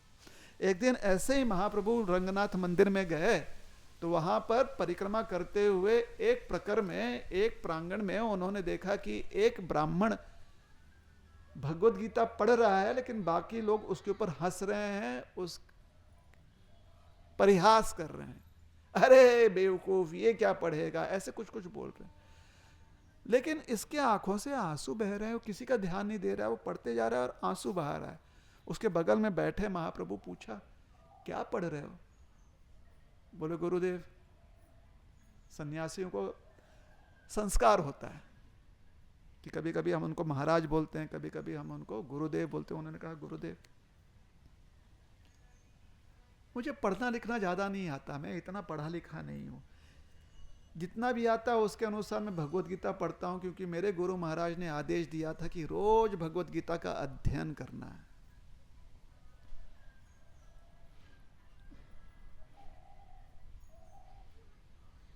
ये लोग आप पर हंसते हैं, बिल्कुल सही है, क्योंकि मेरा उच्चारण सही नहीं, मैं बहुत कुछ उल्टा सीधा गलत बोलते रहता हूं।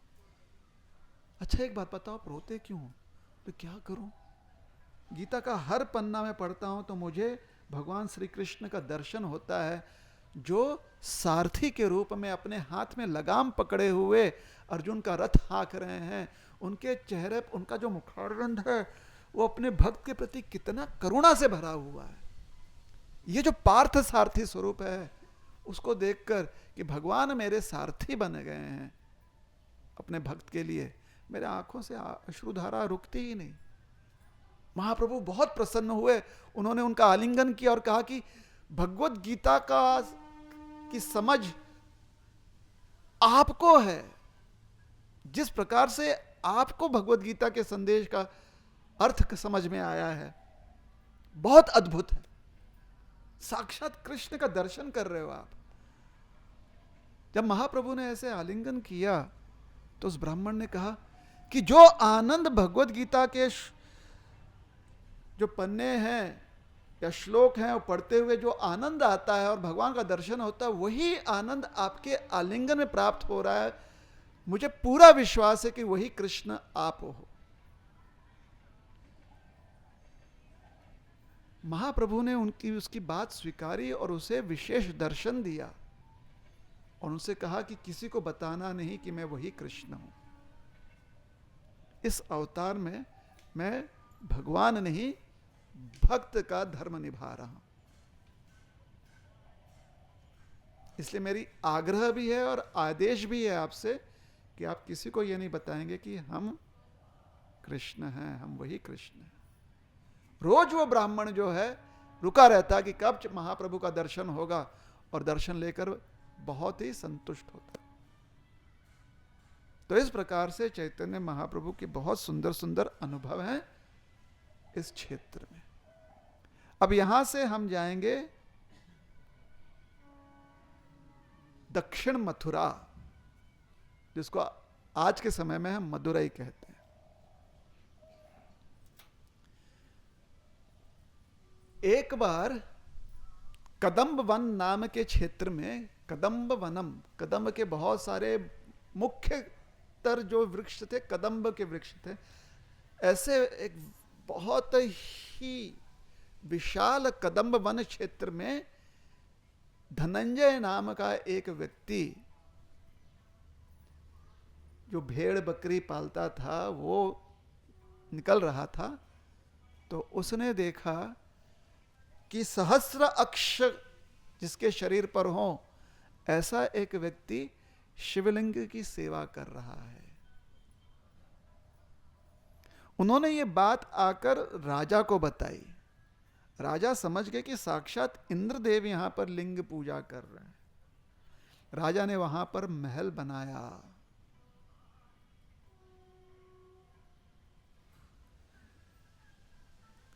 महादेव जी ने वहां पर महाराज को दर्शन दिया और महादेव जी ने अपने जटाओं से गंगा का अमृत वहां पर कुछ बूंद गिरा दिए। क्योंकि ये अमृत बूंद वहां पर गिरे महादेव जी के जटाओं से, अमृत ये बहुत ही मधुर होता है, इसलिए वो स्थान कदम्ब वन के साथ साथ मधुरा नाम से प्रचलित हो गया। क्योंकि महादेव जी के अमृत से वो स्थान पवित्र हो चुका है। तो बड़ा ही पवित्र स्थान है मदुरई, मथुरा। प्राचीन कथा है। उस कथा के पूर्व चैतन्य महाप्रभु का जो इतिहास है वो हम यहां पर बताएंगे। द्वापर काल में, पहले ठीक है चैतन्य महाप्रभु, पहले हम बलराम जी का बताते हैं। द्वापर काल में जब निश्चित हो गया कि कौरव पांडवों के बीच में युद्ध होना है, तो बलराम जी ने कहा कि मुझे युद्ध में भाग नहीं लेना है। बलराम जी वहां से निकलकर तीर्थ यात्रा पर गए और बलराम जी मदुरई भी आए थे। लेकिन उस समय मदुरई को मदुरई नहीं कहा जाता था, ना ही दक्षिण मथुरा कहा जाता था। दक्षिण मथुरा नहीं, इसे दक्षिण मथुरा भी कहा जाता है या दक्षिण मदुरा भी कहा जाता है। कदम्ब वन, यहां पर बलराम जी आए। सतयुग की बात है जब संपूर्ण भारतवर्ष पर एक बहुत ही पराक्रमी और बहुत ही शूरवीर और धार्मिक राजा का साम्राज्य हुआ करता था भारतवर्ष में। जो साक्षात भगवान के अवतार हैं वो है महाराज ऋषभदेव। ऋषभदेव के 100 पुत्र हुए, जिनमें से एक जो है बहुत ही श्रेष्ठ राज गुणों के साथ युक्त था। राज्य करने के उसमें सारी क्षमताएं थी, बहुत शूरवीर था, धार्मिक था, अच्छा से राजनीति समझता था। वो थे महाराज भरत। महाराज भरत को संपूर्ण भारतवर्ष सौंपने के बाद ऋषभदेव महाराज वानप्रस्थ जीवन में वन में चले गए और वन में भ्रमण करते करते इस क्षेत्र में आए जो पुरातन काल से महादेव जी के कृपा से पवित्र स्थान है। और इस क्षेत्र के पर्वतों में भ्रमण करते हुए एक स्थान पर ऋषभदेव महाराज बैठ गए और वहां पर उन्होंने अजागर वृत्ति धारण कर लिया। अजागर वृत्ति का अर्थ होता है कि उस स्थान से हिलना डुलना बिल्कुल नहीं, बस वहीं पर स्थिर रहना, जमीन पर पड़े रहना। जैसे अजगर जमीन पर पड़े रहता है, वैसे ही जमीन पर पड़े रहना। ऐसे नहीं कि ध्यान साधना करना, जमीन पर पड़े रहना। और ऐसे जमीन पर पड़े रहकर उन्होंने समाधि ग्रहण की।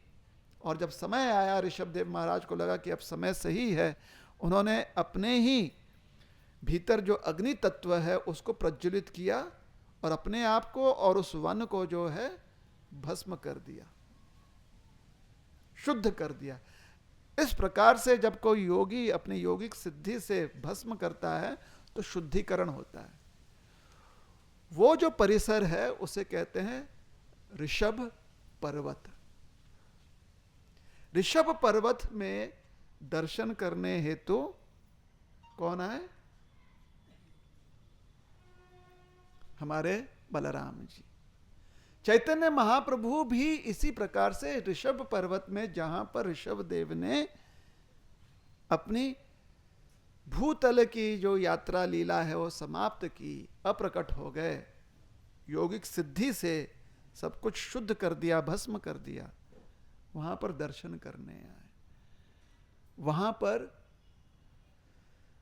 जब भ्रमण कर रहे थे तो उन्हें एक ब्राह्मण मिला, उसका नाम था रामदास विप्र। वो भगवान राम का अनन्य भक्त था, राम नाम के अलावा कुछ नहीं जानता था। जब उन्होंने देखा सन्यासी आए हैं तो उन्होंने कहा कि आइए महाराज, आप हमारे पास बैठिए, रहिए, हम आपको भोजन जो है भोजन सेवा करना चाहते हैं। चैतन्य महाप्रभु मान गए। उन्होंने कहा मैं कृतमाला नदी में जाकर स्नान करके आता हूं, उसके बाद आपकी सेवा स्वीकारते हैं। वापस जब लौटे तो देखे कि ये ब्राह्मण बैठ के रो रहा है। रामदास विप्र जो है रो रहा है, विप्र रामदास।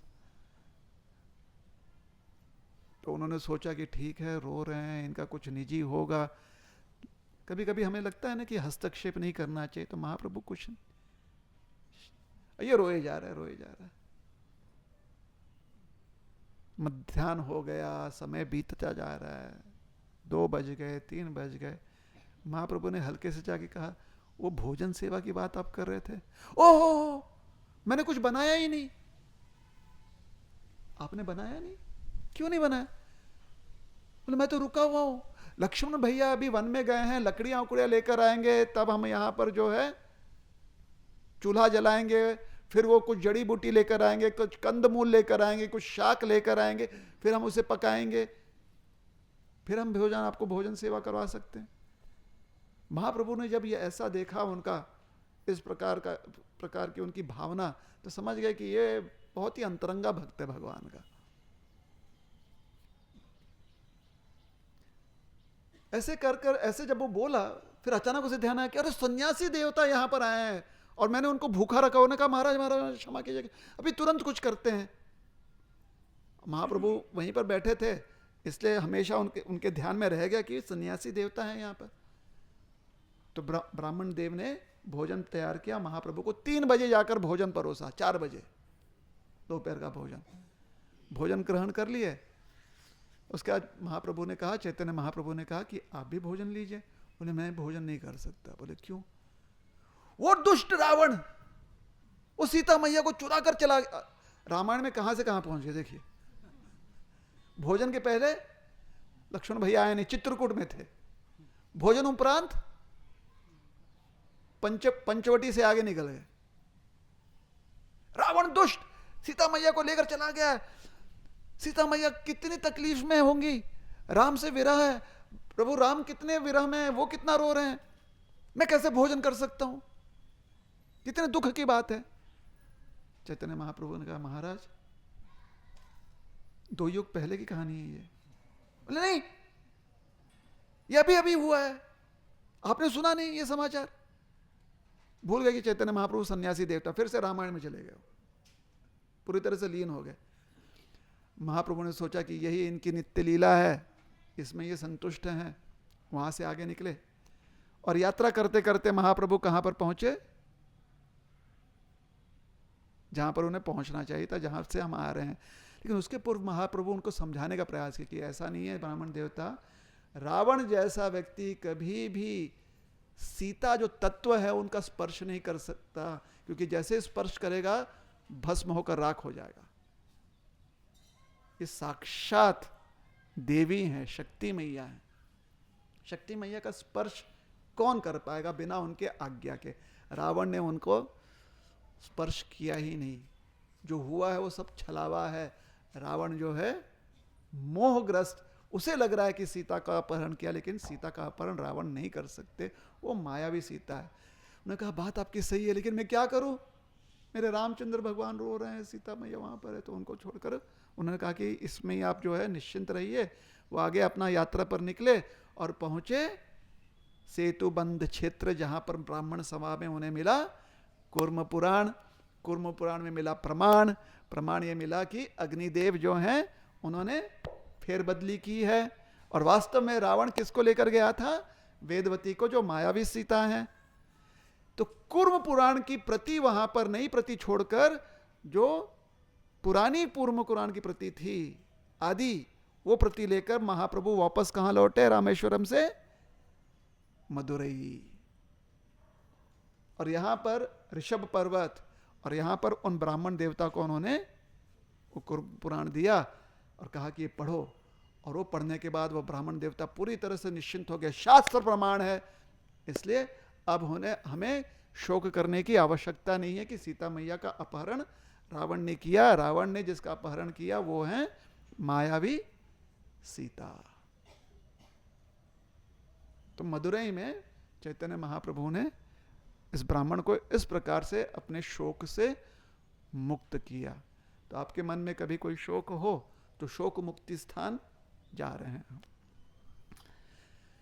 कुलशेखर महाराज के, क्षमा कीजिएगा, वो जो कुलशेखर पांडे राज थे, जिनको समझाया गया था कि जिनको उसने आकर कहा था कि यहां पर इंद्रदेव पूजा कर रहे हैं महादेव जी की, उनके पुत्र हुए मलय ध्वज। मलय ध्वज की कोई संतान न हुई, बहुत वर्ष बीत गए। तो उन्होंने सोचा कि जिस प्रकार से महाराज जनक ने संतान प्राप्ति के लिए बहुत सारा यज्ञ किया, वैसे ही हम यज्ञ करेंगे। बहुत यज्ञ किया और एक दिन उस यज्ञ कुंड में से एक कन्या बाहर निकली। छोटी सी कन्या थी, 2 वर्ष की, 3 वर्ष की। और आते ही उन्होंने कहा पापा, समझ गए मेरी बेटी है, यज्ञ से प्राप्त हुई। लेकिन मलय ध्वज सोच रहे थे काश एक बेटा मिल जाता। तो आकाश ध्वनि हुई कि ये बेटा ही है, इसे बेटे की तरह पालो, राजकुमार की तरह पालो, इसको जिस प्रकार से राजकुमार का जो राजधर्म होता है वो सब सिखाओ। तो उन्हें बहुत ही अच्छे से सारा जो राजधर्म है, राजनीति और युद्ध नीति सब सिखाया।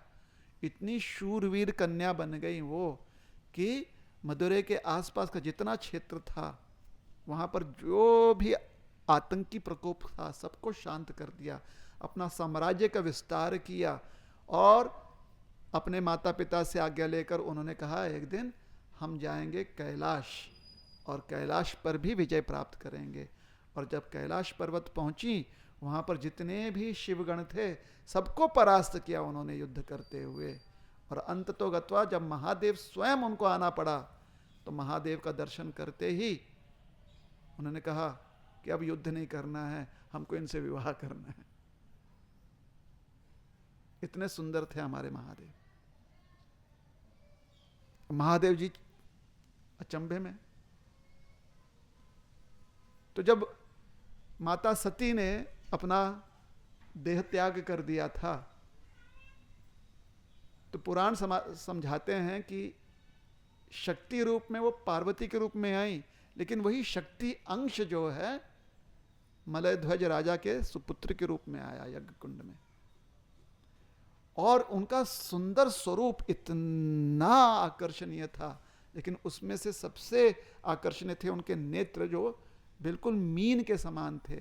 सो मीन के समान जिनके अक्ष हैं वो हैं मीनाक्षी देवी।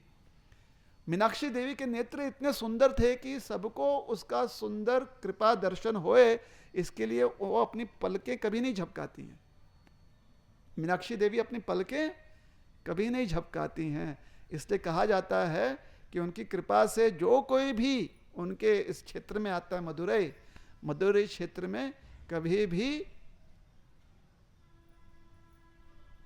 किसी के कार्य जो हैं छुपते नहीं, सब उजागर रहते हैं। शॉपिंग करिएगा तो ध्यान से कीजिएगा। ये नगरी कभी सोती नहीं, क्योंकि इस नगरी की जो अधिष्ठाता देवी हैं उनके पलके कभी बंद नहीं होते, इसलिए उन्हें कहा गया है मीनाक्षी। मछली के पलके बंद होती हैं, गीला करना ही नहीं पड़ता ना मछली को अपने पलके। मीनाक्षी, मीनाक्षी जी ने जब देखा भगवान को बस यही मेरे वर हैं। आज तक कभी उनके मन में विचार ही नहीं आता कि शादी करनी है। उनको कहा कि शादी कौन करता है भाई, मुझे तो राज्य करना है। लेकिन वो देखते उन्होंने कहा विवाह करना है। महादेव जी ने कहा 8 दिन का समय दीजिए, 8वें दिन में पहुंचूंगा विवाह। वापस अपनी नगरी पहुंची, 8 दिन में महादेव जी पहुंचे। लेकिन महादेव जी ने 8 दिन क्यों लिया पता है? थोड़ा सा मैनिक्योर किया, पेडिक्योर किया, थोड़ा सा बाल उल ठीक किया, एकदम इतना वैसे ही सुंदर है। लेकिन जब पूरा सज धज कर महादेव जी आए, क्योंकि राजा के पास जा रहे हैं ना भाई, तो लगना चाहिए कि बेटी ने अच्छा चयन किया है। नहीं तो आजकल बेटियां चयन करती हैं, पता नहीं कभी कभी क्या होता है।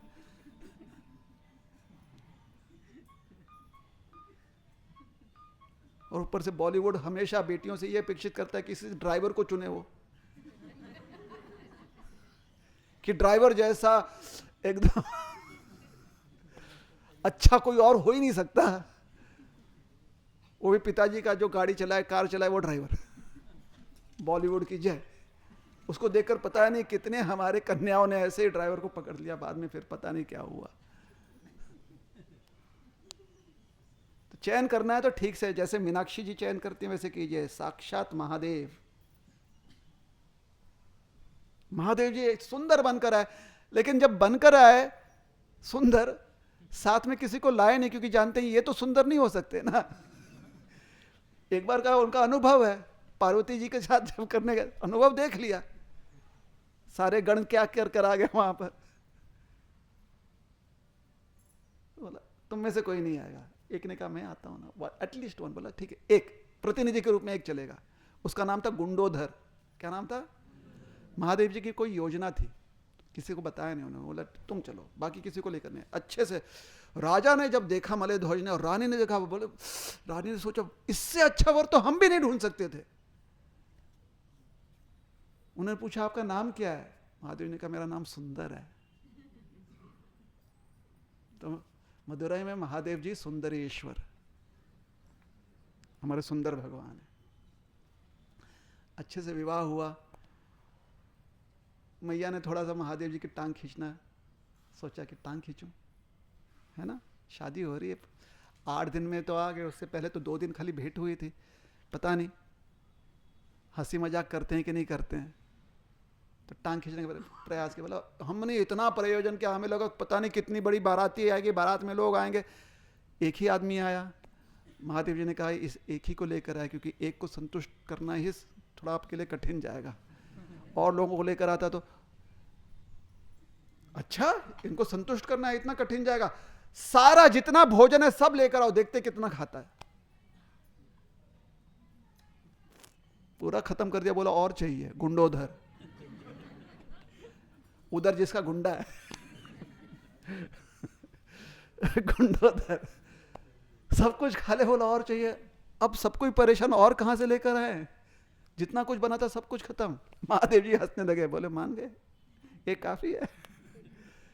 तो महादेव जी ने अपने जटा में से गंगा को प्रकट किया। गुंडोधर ने थोड़ा सा जल लेकर पिया, कहा तृप्तो हम, तृप्त हो गए। गंगा जी वहीं पर, महादेव जी ने अनंत काल तक गंगा जी को वहीं पर स्थापित कर दिया। आज गंगा जी जो वहां पर बह रही है साक्षात महादेव जी की जटा में से, वो है वैगई नदी। वैगई का अर्थ होता है जिसमें स्नान करने से वही गई, मतलब आप पूरी तरह से मुक्त हो जाते हो और भगवान के नित्य धाम वैकुंठ धाम पहुंच जाते हो। जब महादेव जी की शादी विवाह निश्चित हुआ, कन्या उत्पन्न हुई है ना, तो कन्या का एक भाई है, कन्या मीनाक्षी, तो भाई भी तो सुंदर होना चाहिए। भाई था सुंदर बाहु, मतलब इतना अपने बहन पर पूरा, मतलब बहना मेरी जो चाहिए, तो सुंदर बाहु हाथ खोलकर बहन को सब कुछ देता था। तो जब विवाह सुनिश्चित हुआ कि इस दिन होना है, तो भैया के पास भी निमंत्रण गया। भैया ने कहा मैं आता हूं, लेकिन भैया ने सोचा मैं इतना कुछ लेकर जा रहा हूं साथ में, रास्ते में चोर डकैत आएंगे चोरी करने के लिए, तो एक काम करता हूं मैं चोर का वेश धारण करके जाता हूं, मतलब डकैत ही बन जाता हूं, मैं खुद डकैत बन जाता हूं। डकैत बनकर भाई बाहर निकले सुंदर बाहु, लेकिन अब डकैत बने तो सीधे रास्ते नहीं जा सकते ना, छुप छुप कर जाना है, ठहर ठहर के जाना। तो ठहर ठहर के जब पहुंचे, वैगै नदी के तट पर पहुंचे, समाचार मिल गया कि शादी तो हो गई। बड़ा गुस्सा आया, है कन्यादान किसने किया? भाई का, भाई को होना चाहिए वहां पर। पार्वती मैया को समझ में आया, मीनाक्षी देवी को समझ में आया, वो अपने पति के साथ सुंदरेश्वर भगवान के साथ आए, कहा भाई को शांत करना है। भैया शादी विवाह, भैया क्या लाए हो मेरे लिए? हाँ अच्छा अच्छा अच्छा, मेरे सुंदर बाहु है ना। बहन बोलती है मेरे लिए क्या लाए, तो सब कुछ भूल जाते हैं। बोले ये लो इतना सारा भेंट लेकर आए, शांत हो गए। तो आज भी ये प्रथा मनाई जाती है, जब सुंदर बाहु भगवान आते हैं वैगै नदी के तट पर, वहां पर सुंदर मंडप होता है, और अपनी बहन को विवाह का भेंट देते हैं, दान करते हैं। ये सुंदर बाहु भगवान कौन है? ये साक्षात भगवान नारायण है। भगवान नारायण यहाँ पर पार्वती मैया के भाई हैं। सुंदर बाहु जी का दर्शन करना है तो आपको अगर समय मिले, मीनाक्षी जी का दर्शन करके, सुंदरेश्वर भगवान का दर्शन करके समय मिले, तो 21 किलोमीटर दूर स्वयं यात्रा करनी है, क्योंकि वहां पर बस जाते नहीं, थोड़ा सा पहाड़ों में जाना है, छोटे ही वाहन से जाना पड़ेगा। ठीक है, हमने प्रयास किया सब कुछ समाचार लेने का, पता चला कि बस वहां तक बड़ी बस पहुंचती नहीं है, नहीं जा सकते। तो बस से हम जा नहीं सकते। आपको अगर जाना, क्यों जाना पता है? क्योंकि हमने आपको कहानी बताई थी विष्णुचित्त महाराज की, है ना। उनकी बेटी कौन थी? गोदा देवी आंडाल। आंडाल ने क्या किया? यहां पर आकर भगवान से विवाह किया। आंडाल की कहानी याद है? माला पहनकर मैं सुंदर दिख रही हूं क्या, मैं सुंदर दिख रही हूं क्या, याद आ रहा है? हाँ, तो आंडाल ने यहां पर भगवान से प्रार्थना की थी श्रीरंगम में कि अगर मेरा विवाह आपसे हो जाएगा तो मैं बहुत संतुष्ट होंगी, लेकिन हो ही नहीं रहा है। तो उन्होंने सुंदर बाहु भगवान से, जो उनके घर के पास रहते, मदुरै के पास ही विष्णुचित्त जी का आश्रम है, श्री विल्लीपुत्तूर, मदुरै के पास है। तो सुंदर बाहु भगवान से प्रार्थना की कि अगर मेरा विवाह इनसे हो जाएगा, वो सारा जब लेकर आ गए ना 108 अलग अलग प्रस्ताव कि किससे विवाह करोगे, तो उन्होंने सुनिश्चित किया मुझे रंगनाथ से ही विवाह करना है, लेकिन वो आगे बात बढ़ नहीं रही थी। तो सुंदर बाहु भगवान से प्रार्थना की कि अगर मेरा विवाह रंगनाथ स्वामी से हो जाएगा तो मैं आपको 100 कलश माखन खिलाऊंगी और 100 कलश पायस खिलाऊंगी। विवाह सुनिश्चित हो गया, वो गई रंगनाथ स्वामी के पास। विवाह के बाद आंडाल जो हैं गर्भगृह में गई और रंगनाथ स्वामी में समा गई। अब सुंदर बाहु महाराज सोच रहे मेरा 100 कलश माखन, 100 कलश पायस कहां पर? तो रामानुजाचार्य जी जब पढ़ रहे थे, आंडाल ने जो जो अपनी प्रार्थनाएं लिखी थी, तो उसमें उन्होंने ये जब पढ़ा, उन्होंने कहा कि यह हमारी माँ का जो, मैया जो चाहती है ना, वो तो पूरा करना है। तो वो सुंदर बाहु मंदिर गए, उन्होंने भगवान को अर्पण किया, और भगवान को अर्पण करने के बाद वो श्री विल्लीपुत्तूर गए, जहाँ पर आंडाल जी जो हैं वहाँ पर नित्य रहती हैं, उनका घर है वो। वहाँ पर उनसे कहा कि हमने ऐसे ऐसे आपके बिहाफ पर आपकी सेवा पूरी कर दी। तो वहाँ पर आंडाल जो हैं उनसे बात करने लगे। उन्होंने कहा कि बहुत बहुत धन्यवाद कि आपने मेरी ये जो प्रार्थना जो मैंने की थी, ये जो मेरी सेवा रह गई थी, वो आपने पूरी की। जिस प्रकार से बड़ा भाई अपनी बहन की इच्छा पूरी करता है, वैसे आपने पूरी की, इसलिए आप मेरे अन्ना हो। आंडाल जी ने रामानुजाचार्य को अपना अन्ना, बड़ा भाई, दादा, इसलिए रामानुजाचार्य जी को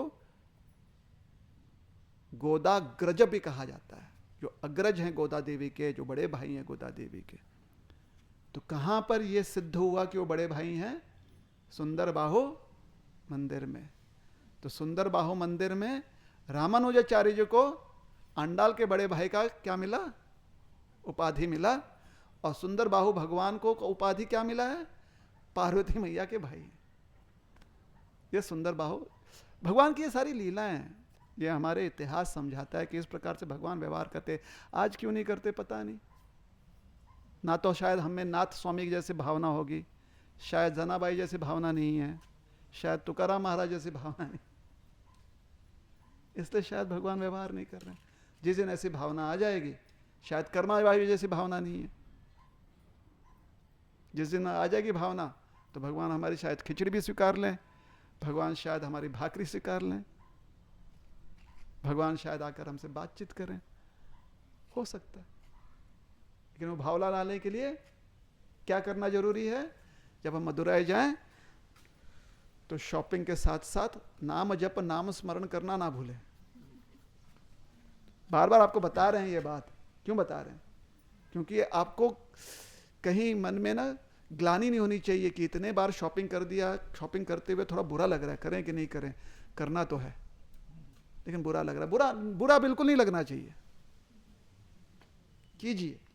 नहीं करेंगे तो आने वाले कई दिनों के भोजन पचेगा नहीं, और भोजन नहीं पचेगा तो नाम स्मरण नहीं होगा। तो अच्छे से नाम स्मरण कीजिए और जीवन भर करते रहिए। तो ये सारी कथा जितने संक्षिप्त में हम आपको समझा सके, हमने समझाने का प्रयास किया। जहां जहां आप दर्शन कर सकते हैं, इस ज्ञान दृष्टि से दर्शन कीजिए। ठीक है। भगवान सुंदर, पहली बार ऐसा हुआ कि भगवान सुंदर, महादेव जी या कोई भी वर जो है, वो अपने मायके में रुक गया। पार्वती जी, सती जी कहां पर विवाह के बाद गई? ससुराल, कैलाश। पार्वती जी विवाह के बाद कहां पर गई? ससुराल, कैलाश। विवाह के लिए भगवान कहां पर आए?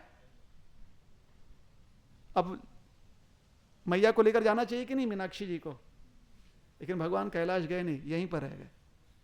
इसलिए यहां पर मंदिर में आज भी पहले सेवा मीनाक्षी देवी की जाती है और फिर सुंदरेश्वर भगवान की सेवा की जाती है।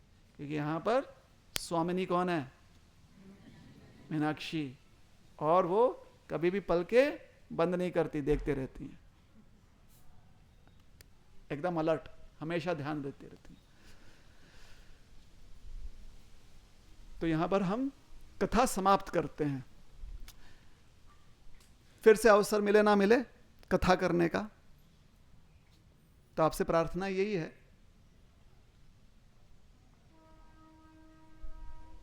कि जितना हो सके नाम स्मरण कीजिए, जितना हो सके अपने आसपास लोगों को अपने बुद्धि, अपने ज्ञानानुसार, लेकिन ज्ञान प्रमाणित होना चाहिए। ऐसे नहीं कि नाही आम्ही ऐकलं, कोणीतरी सांगितलं, किसी ने बताया, हमने सुन लिया, वैसा ज्ञान मत दीजिए। या टीवी पे अब हमने देख लिया सीरियल में, देवों का देव महादेव, वो ज्ञान मत बांटिए। वहां पर देख लिया ना, अब कहां पर वो पुराण में है उसमें से पढ़िए, और पौराणिक जो शब्द हैं उसे दीजिए, शास्त्र के जो शब्द हैं वो बताइए। या किसी गुरुजन से आपने सुना हुआ है, वो बात लोगों को बताइए। बहुत जरूरी है लोगों को बताना। किसी अभी हम एक वृत्तांत बताएंगे, जिनके बारे में बताएंगे पहले ही उनसे हम क्षमा याचना कह रहे हैं कि आपके और हमारे अलावा किसी को नहीं पता चलना चाहिए कि आपके साथ हमारी ये बातचीत हुई है। हम लोग चर्चा ये कर रहे थे कि आज हमारा जो महाराष्ट्र में हमारी जो संस्कृति है कि हम विट्ठल को मानते हैं। क्या करें, महाराष्ट्र में जन्म लिया तो हम वारकरी हैं जन्म से, बाद में हम गौड़िया वैष्णव बन जाए तो हम वारकरी गौड़िया वैष्णव हैं। विट्ठल का दर्शन करते हैं तो हम चैतन्य महाप्रभु के दर्शन करते हैं तो हम वारकरी हैं, है हमारी वो अवस्था। लेकिन हम वारकरी हैं, विट्ठल विट्ठल के साथ हरे कृष्ण भी करते हैं और कीर्तन हम हाथ उठाकर करते हैं, है ना, क्योंकि हम गौड़ीय वैष्णव हैं। तो माहेर हमारा घर जो है वो तो भूवैकुंठ पंढरपुर है। और हमारी पुरातन जो संस्कृति है उसके अनुसार आषाढ़ी और कार्तिक, बाकी महीने जो हैं वो हमारे लिए पूजनीय हैं, लेकिन बाकी महीने इनके सामने फीके पड़ जाते हैं। आषाढ़ और कार्तिक, वो भी आषाढ़ी एकादशी और कार्तिकी एकादशी। और बहुत लोग इसे मानते भी हैं, लेकिन आज हम चर्चा कर रहे थे क्या हम जानते हैं क्यों मानना चाहिए उसे? क्योंकि कार्तिकी एकादशी को हमारे भगवान सोते हैं। ये अगली पीढ़ी को बताना हमने कि भगवान हमेशा जगते नहीं है, हमारे भगवान सोते भी हैं, लेकिन सोते हैं तो योग निद्रा में सोते हैं। इसलिए हम जाते हैं भगवान को देखने के लिए। आता झोपतोय माहित नाही कधी दिसणार। बड़ा व्यक्ति सोने जा रहा है, विश्राम करने जा रहा है, भीड़ तो इकट्ठा होनी है ना। और बड़ा व्यक्ति अपना पाठ खोल कर कहना लगा उठ लो मी, तो भीड़ तो इकट्ठा होगी ना। वो है कार्तिकी एकादशी।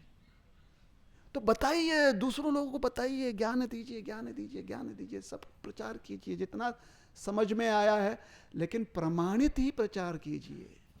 या तो स्थल पुराण होना चाहिए या तो फिर पौराणिक इतिहास।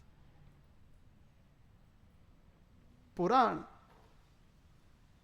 वेदों के ज्ञान को सामान्य व्यक्ति कैसे समझ पाए उसे प्रस्तुत करते हैं, वैदिक ज्ञान। तो निवेदन आपसे यह है कि बताएं, आप लोगों को बताएं, जो प्रमाणित ज्ञान है वही बताइए। नामस्मरण कीजिए, हो सके तो दूसरों को भी प्रेरित कीजिए नामस्मरण करने में।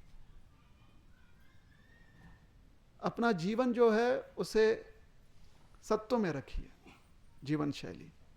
भोजन सात्विक रखिए, सात्विक भोजन दूसरों को भी दीजिए। घबराइए मत, ये मत सोचिए कि लोग हमें बैकवर्ड समझेंगे, लोग बोलेंगे असं काय तुम्हाला खूब रिस्ट्रिक्शंस आए हो तुमसे।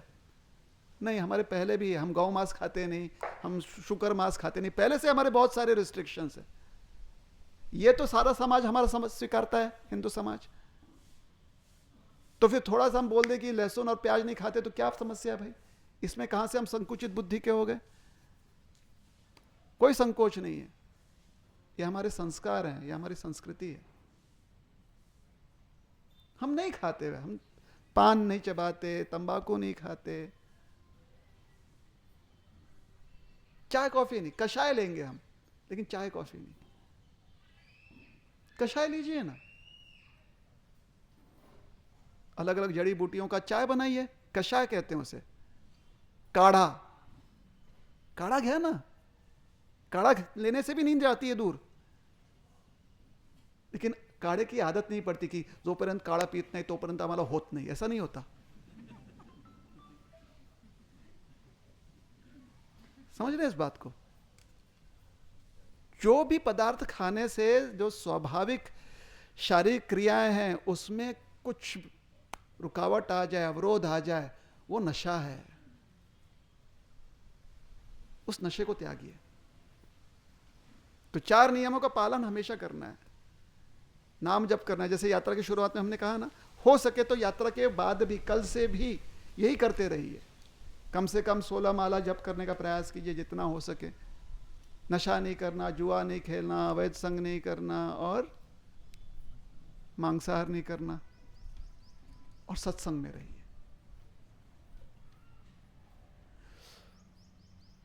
आणि शेवटी, खरंच अगदी शेवटी, सबसे अंत में, सबसे हम क्षमा मांगते हैं कि अगर कुछ भी कमी हो गई होगी हमारी यात्रा में, तो हमें कोई फर्क नहीं पड़ता।